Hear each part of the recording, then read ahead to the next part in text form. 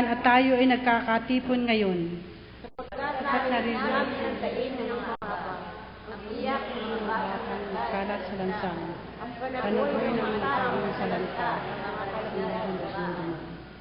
sapagkat ang Diyos ay lumilingap sa kanila ng mga aba at nangapapahamak. Ang bawat isang sambahayan ay tinatawagan upang tugunin sa kanila. May daluyan ng kapayapaan sa lahat. Halina, biglang kabuluhan natin ang pag-asa at pagtitiwala na hatid ng ating pagdiriwan at pagdatal. Sambahin natin ang Diyos at paglingkuran ang kapwa.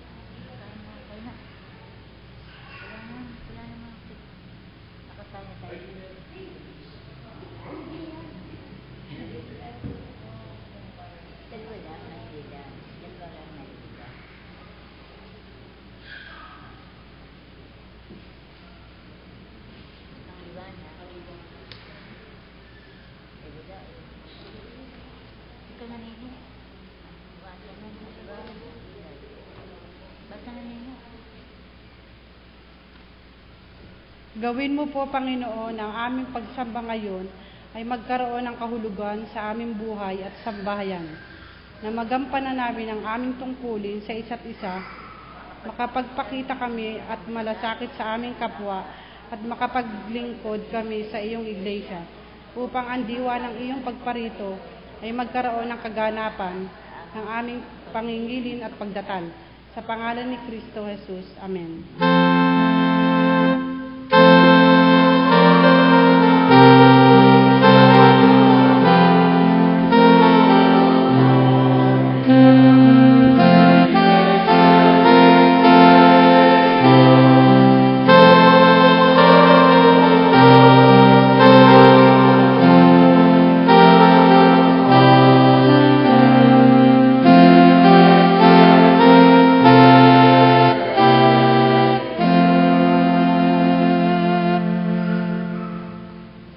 Natin ang ating banal na kasulatan sa tubo ng pagbasa. Panaghoy 5:1-11. Ngunit dain mo, Yahweh, ang nangyari sa amin. Malasin mo ang sinapit naming kahihiyan.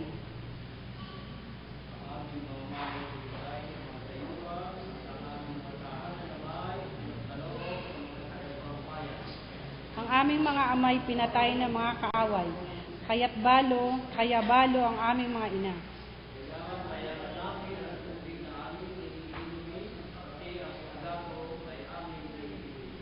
Pinagtrabaho kaming parang mga hayop, hindi man lamang pinagpapahinga.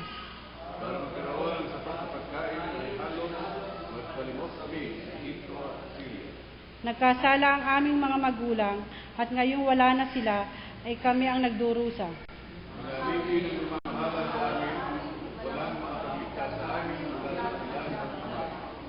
Nalalagay sa panganib ang aming buhay sa paghahanap na makakain dahil sa aming mga kaaway.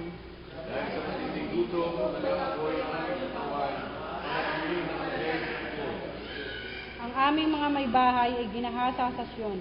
Ang mga dalagay pinagsamantalahan sa bayan ng Juda.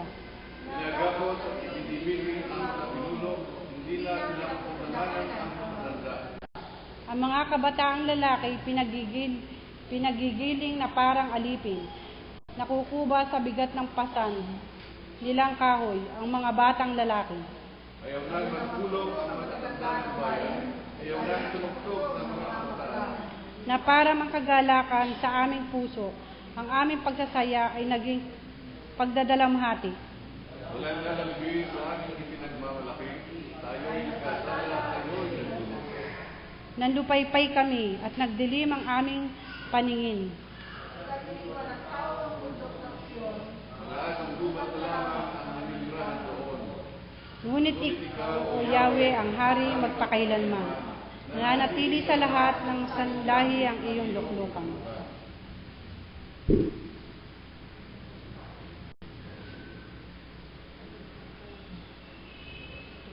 Ang Diyos ay mahabagin at mapagpatawad, kaya huwag tayo mag-atubiling dumulog upang humingi ng tawad sa Kanya.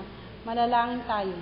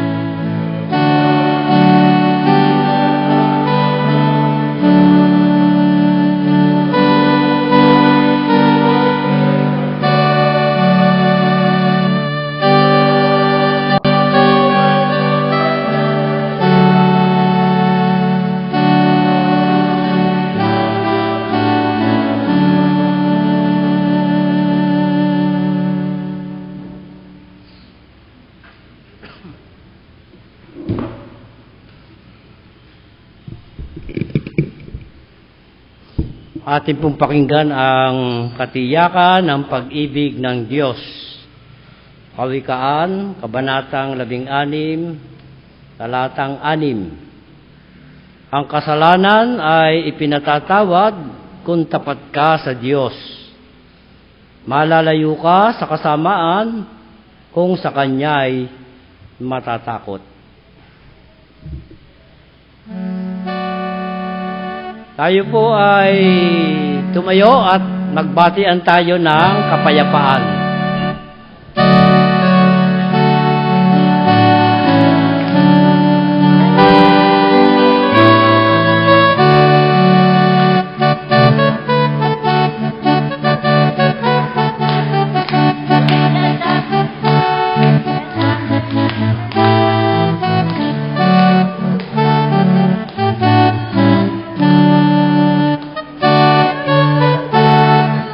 Lord is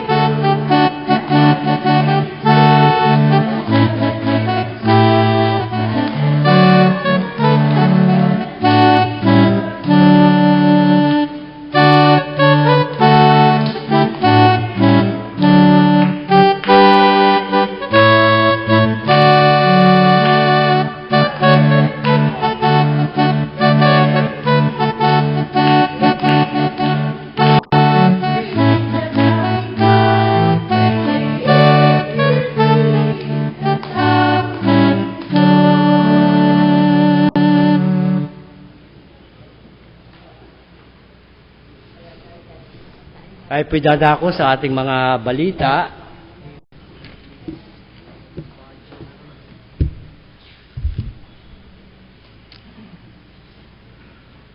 Ating pong babatiin ang mga kapatid natin na nagbe-birthday sa araw na ito. Kapatid na Alpha Oriada, Corny Beltran, Seni Mercado. Narito po ba itong mga ito? Kisha Veronica Maturan. Sa December 9 po ay Patricio Jacoba Jr. December 10, Franz Neil Floren. Maria Luisa Perlas. December 12, Francisca Christine Lunyosa. At Jericho Ayala, Merrick Bundad, Jarel Evangelista at Rowell Hosenia. December 13, Binilda Bundad, Mark Aldwin Tolentino, Isabel Dichoso. At December 15, Arnel Evangelista. Awitan po natin sila ng maligayang bati. Maligayang bati, maligayang araw, maligayang bati sa inyong pagsilang. Sumainyo nawa ang ligayang buhay, ay manawari lumawig ang buhay. Maligayang bati, maligayang araw, maligayang bati sa inyong pagsilang. Sumainyo nawa ang ligayang tunay, ay manawari lumawig ang buhay. Sa ating pong bulletin ay ating pong isama sa panalangin ang ating mga kapatid na nakatala sa ating Magil Bulletin. Kanina po ay ginanap ang worship through music kaninang umaga at ating pong pinasasalamatan ang ating chancel choir sa pagpupuri sa Diyos. Sa December 13, CWA Christmas Fellowship. Alas 4 po yun ng hapon. At sa December 14, ito po ay Quezon District Fellowship na gaganapin sa UCCP Unisan Church. Ganyan din po ay yung ating pong pagkakaloob para sa Pasguhan sa Magil ay dalhin na po ninyo sa ating opisina. Nakatala po sa ating bulletin. Hanggang December 15. Sa susunod na linggo. Ganyan din po ang ating simbang gabi. Ito po yung mga ofertory asers, paalaala. December 16, kapatid na Menchi, Losterio at Bebet Islabra. December 17, Fe Sales at Maxine Liberan. December 18, June Pornobe and Joel Tolentino. December 19, Eden Aldubino and Nelia Labadia. December 20, Maan Evangelista and Borlet Bautista. December 22, Pesales and Christian Lonyosa. December 23, Nelia Labadia at Bebet Islabra. December 24, June Pornobe and Maan Evangelista. Sa gabi po yun, ofertory asers. Sa December 15 po ay merong Elderly Sunday. Ito po ay ang tagapagsalita po ay Elder Adoracion Villosa sa umaga.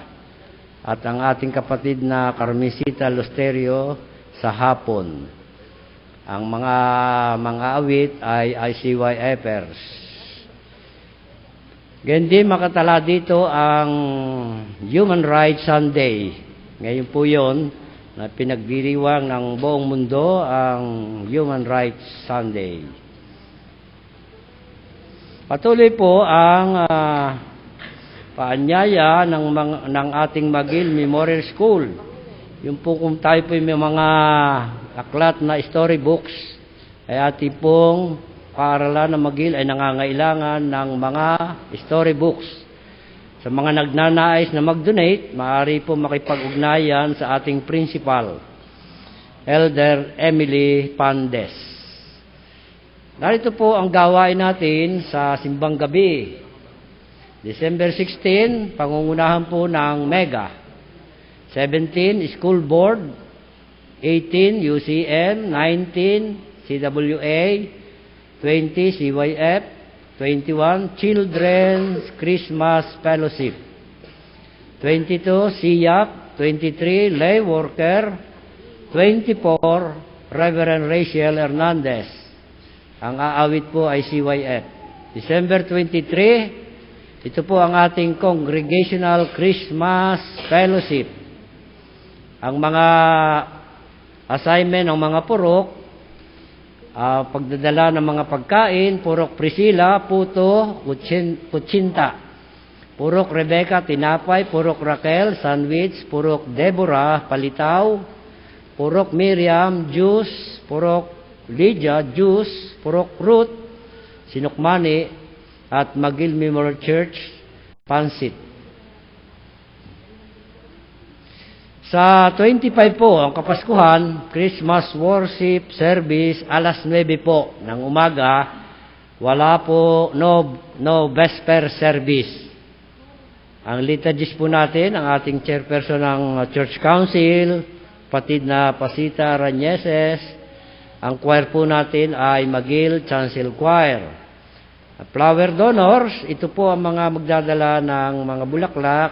Euducio Brocal, Merna Floren, Roberto Evangelista, Benjamin Padillo. Hinihiling pong Martes pa lamang ay magdala na ng mga handog na bulaklak.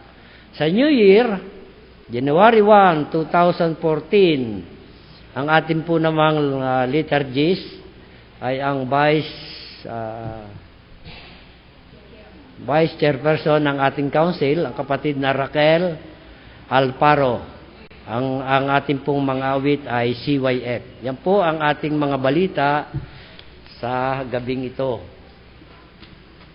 At tayo po ay dadako na sa ating pastoral na pananalangin. Nagpapasalamat po kami, O Diyos, manlilikha, manunubos at tagapagkalinga, na kami ay naritong muli sa iyong bahay-sambahan upang kayo ay aming sambahin sa Espiritu at sa katotohanan. Pinasasalamatan po namin ang gabing ito na ipinagkaloob niyo sa amin upang kami ay dumako sa bahay-sambahan at ikaw ay aming papurihan.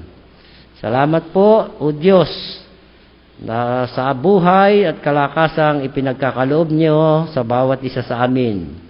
Kaya po ay pinahayag namin ang aming mga pagkukulang, pagkakasala na aming nagagawa sa iyo at sa aming kapwa.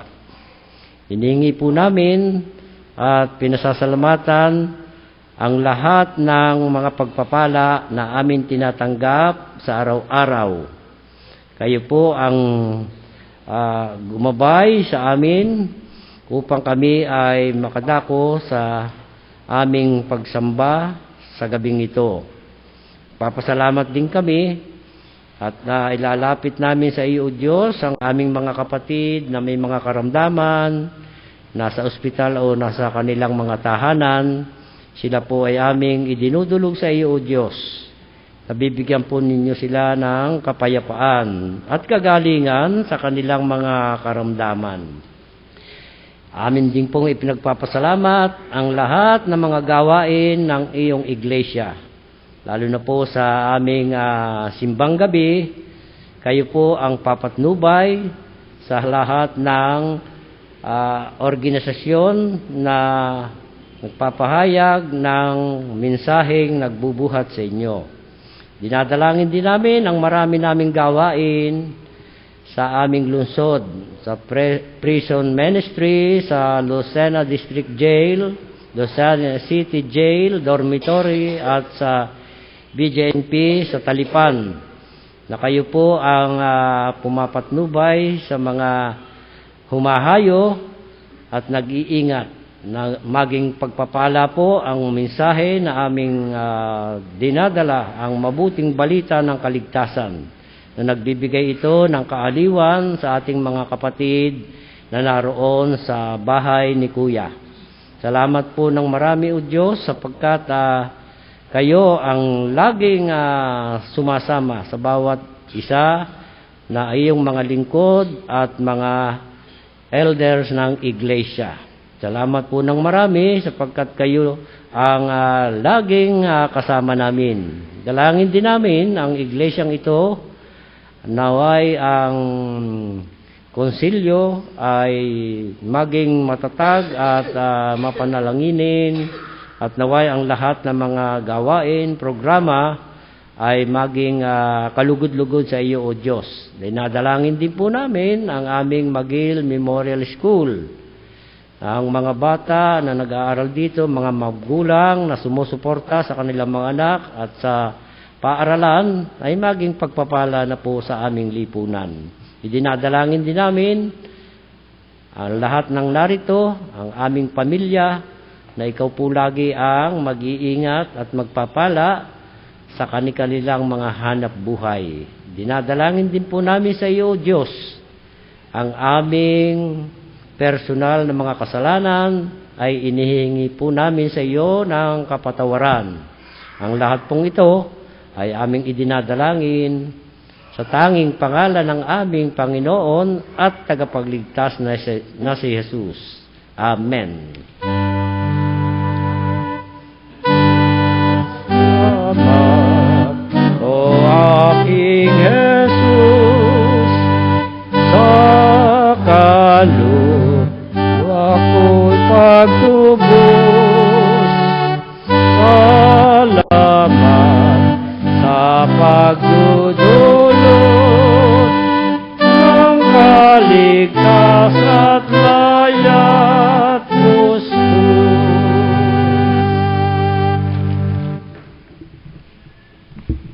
Ano ang dapat kong dalhin sa aking pagsamba kay Yahweh, na Diyos na kataas-taasan, maging makatarungan ka sa lahat ng bagay.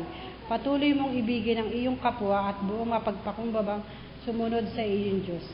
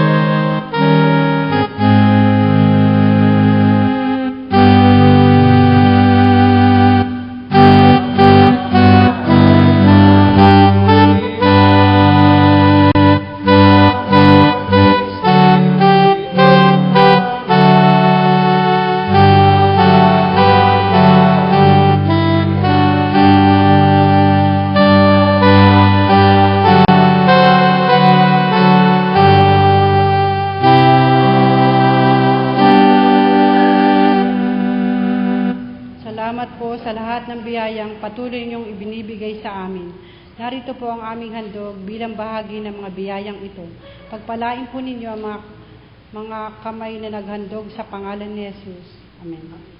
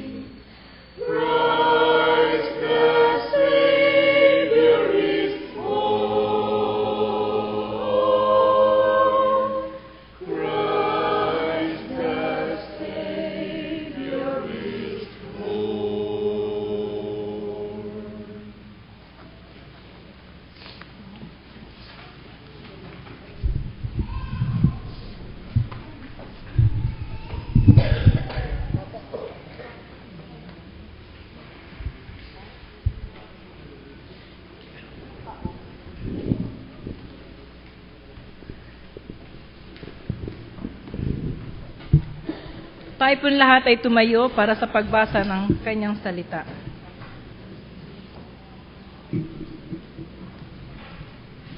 Sa Isayas, Kabanatang 11, talatang 1 hanggang 10. Ang paghahari ng angkan ni David ay nalagot na parang punong kahoy na naputol. Ngunit sa lahi niya'y lilitaw ang isang hari tulad ng supling mula sa isang uod. Mananahan sa kanya ang Espiritu ni Yahweh, bibigyan siya ng katalinuhan at pagkaunawa, ng kalaman at kapangyarihan, ng karunungan at takot sa Panginoon. Kagalakan niya ang tumalima kay Yahweh, hindi siya hahatol ayon sa nakikita o batay sa narinig sa iba. Bibigyan niya ng katarungan ang mga dukha, ipagtatanggol ang karapatan ng mga kawawa. Ang salita niya ay parang tungkod na ipapakos sa malulupit, ang hatol niya ay kamatayan sa masasama. Katarungan at katapatan ang pairali niya sa kanyang pamamahala. Maninirahan ang asong gubat sa pili ng kordero, matutulog ang leopardo sa tabi ng batang kambing, magsasama ang guya at ang batang leon, at ang mga mag-aalaga sa kanila ay batang paslit. Ang baka at ang usoy magkasamang manginginain, ang mga anak niya ay magkakatabing matutulog, kakain ng damo ang leon na animoy toro. Maglalaro ang batang pasusuhin sa tabi ng lungga ng ahas, hindi maano ang bata kahit laruin ang ulupong. Walang mananakit o maninimansala sa nasaklaw ng banal na kabundok, sapagkat kung paanong puno ng tubig ang karagatan, laganap sa buong lupain ang pagkilala kay Yahweh. Sa araw na iyon, isisilang ang hari mula sa lahi ni David, ang magiging palatandaan para sa mga bansa.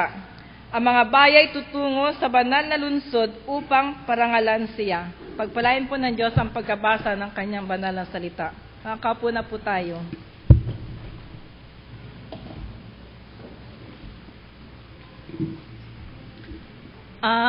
Magandang gabi po sa ating lahat. Nais ko pong pasalamatan ang koro kasi po kahapon kami, last na practice namin, ang tanong ko po ay, sino kaya ang pwedeng bumalik bukas ng gabi para naman ay meron ding aawit? At dinugtong ko po, para naman magkaroon din ng inspirasyon ang tagapagmensahe. May nagtanong po, sino ba ang magbibigay ng mensahe? Ang sabi ko po ay, ang inyong pianista. Ang sagot po lahat ay 100% na babalik. Kaya marami pong salamat sa aking mga kasamahan. Kami pong mga lay worker, every third Sunday of the month ay nagkakaroon po ng pagpupulong after ng vesper. So, ang napag-usapan po ay every vesper ay ang magsasalita po ay ang mga lay worker. So, akala ko po, ako ay exempted na kasi ako ay pianista. Yung pala hindi. Tayo po ay sumandaling manalangin. Aming Diyos na magpangyarihan sa lahat, sa gabing ito po kami lumalapit sa inyo na pangunahan niyo po, Panginoon, ang iyong abang lingkod sa pagbibigay, Panginoon, ng mensahe sa inyo sa gabing ito. Ito ang aming dalangin sa pangalan ni Jesus. Amen. Ngayon po ay second Sunday ng Advent na ang ating po binibigyan diin ay ang kapayapaan at ang karapatang pantao. Sa tuwing binabasa ko po ang passage na mula kay Isaias, ito po ay nakapagbigay din sa akin ng kasiyahan sapagkat nakita ko po doon ang pangitain ni Isaias na ang kapayapaan ay ang siyang maghahari sa sanlibutan.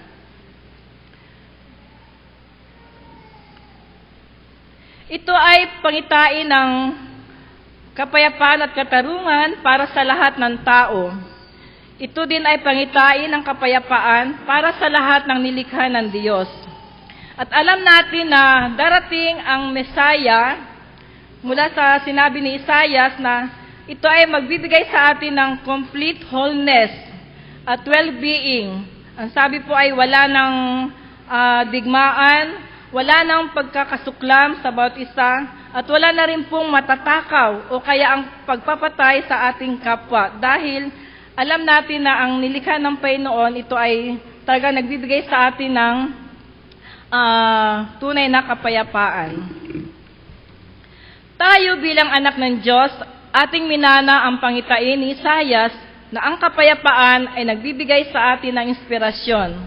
Nagpapalakas sa atin upang tayo ay makagawa at mabigyan ng karapatan ang bawat isa.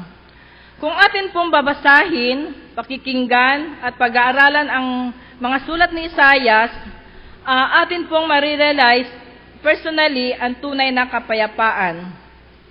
Lahat po tayo ay nagnanais ng tunay na kapayapaan.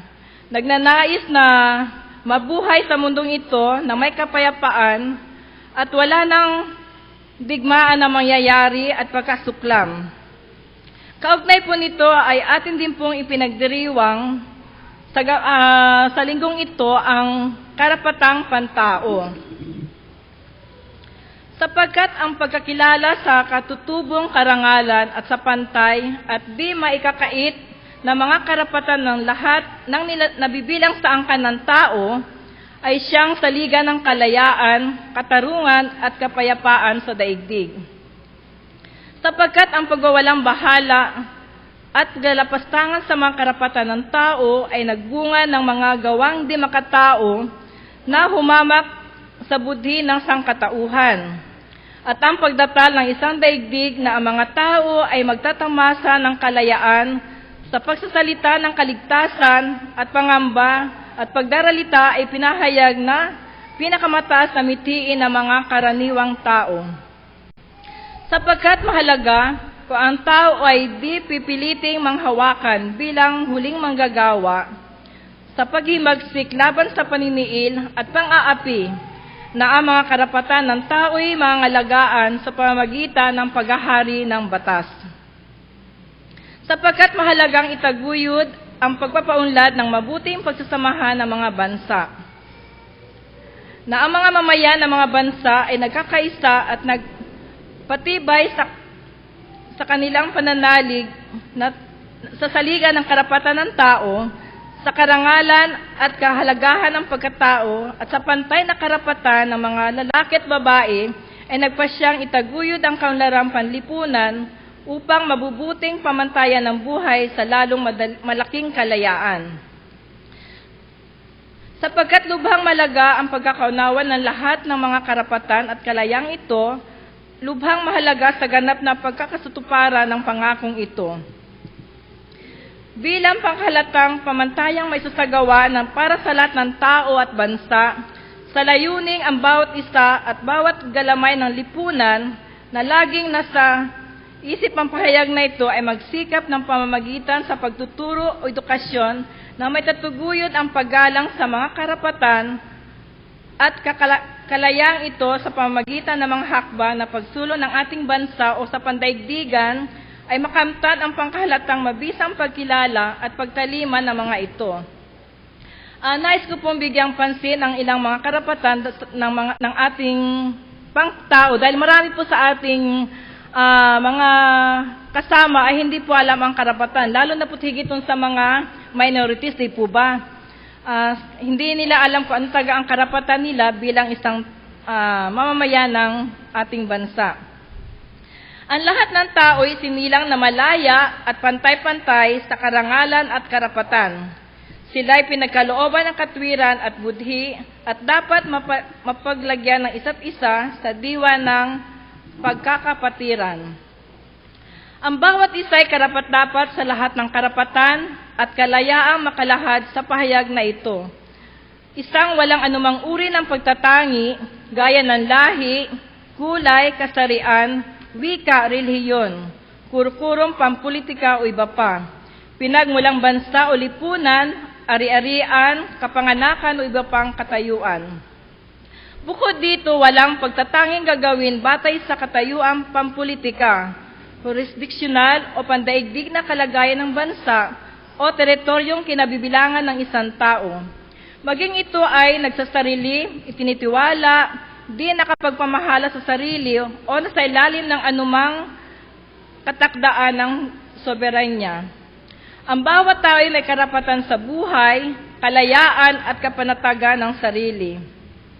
Walang sinumang alipinin o bubusabusin, ipagbabawal anumang anyo ng pag-aalipin at ang pangangalakal ng alipin.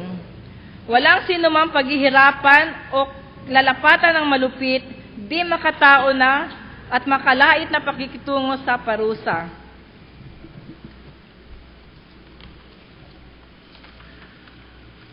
Yun po ay ilan lamang sa mga karapatan nating mga Pilipino. Ngayon po tayo ay inanyayahan na makilahok upang may taguyod at may sagawa ang kapayapaan ng Diyos sa ating mga buhay at sa buong daigdig. Ang patuloy nating pananalangin para sa kapayapaan, sa karapatan at katarungan ang siyang magbibigay sa ating daigdig. Gaya po ng ating ginagawa sa ating jail ministry, every Thursday po ay meron kami, and Friday ay meron po kaming jail ministry. At doon po sa ating pagpunta sa bahay ni Kuya, sa ating pagdalaw, sa ating pagbibigay sa kanila ng mensahe o ng mabuting balita, ito po ay nagbibigay na rin sa kanila ng isang kapayapaan para sa kanilang sarili. Sa pagtulong natin sa ating mga kababayan na nasalanta ng bagyo o kalamidad, kagaya po nung nagdaang Yolanda, marami po ang nakapagbigay din doon ng tulong. At tulad din po ng pagdalaw sa mga may sakit, pagbibigay ng damit at pagpapakain sa mga nagugutom. Ito po ay isang ganap na kapayapaan mula sa ating Panginoon. So people of God, keep burning bright this wonderful vision of Isaiah, so that one day the Messiah, Jesus, will come to judge the poor with righteousness and decide with equity for the meek of the earth. They will not hurt or destroy on all my holy mountains, for the earth will be full of the knowledge of the Lord. Let us keep on the journey towards God's holy mountain of perfect shalom, where there is wholeness, well-being, and health for all without end. Amen.